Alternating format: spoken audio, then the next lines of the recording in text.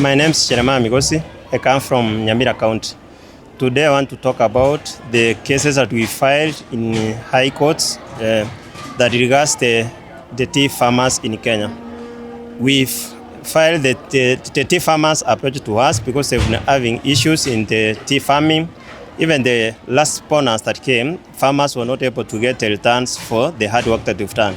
So we filed several cases in court that are seeking currently the directors that are serving at the tea factory levels, and that the same directors sit at KTDA subsidiary factories, which shows conflict of interest.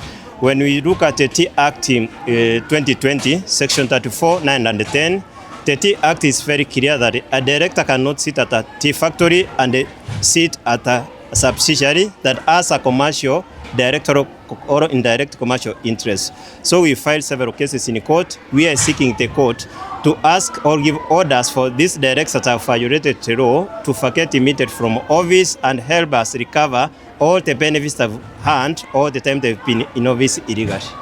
Last year we filed a case in court, and the Permanent Secretary, Minister of Agriculture, directed Tea Board of Kenya and KTDA to order the directors to vacate immediately within 30 days and submit a new CR12 within 30 days that they resigned from office. But when we checked around March, still the directors had not vacated the office. That's when we filed the cases. We filed around 7 cases so far in the month of May, the last being that we filed yesterday. Are you seeking the same orders in all the files? Yes, we are seeking the same orders because the same directors, they sit in different subsidiaries, but the factories are different. The directors, we are seeking a personal responsibility because we are suing the directors individually because they're the ones who have violated the law.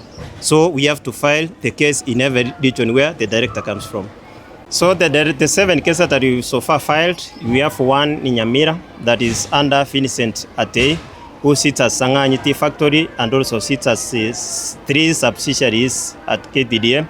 We filed 2 already in Kiambu, where we've sued Gigi Kagombe, the MP for Gatunda, I think, North, and also Jege Kirundi, who was also the former chairman of KTDA. We've already one that we've said in Kerugoja against Mitamo, who sits at Ndima Factory and also at a KTDA subsidiary. And the reasons to why we filed these cases is because these directors, they sit at a factory and also sit at a subsidiary of KTDA that has commercial interests. Like when you look at most of the factory, like in Sanganyi, they have a huge loan that you cannot account for. So the subsidiary, like the Green Feather, some of the factories that are the ones that were giving loans to the factories, and this director is the one who was signing the loan at the other end and receives at the end of it. So this loan cannot be accounted for. So it's because of the conflict of interest that has led to mismanagement of the farmers' resources.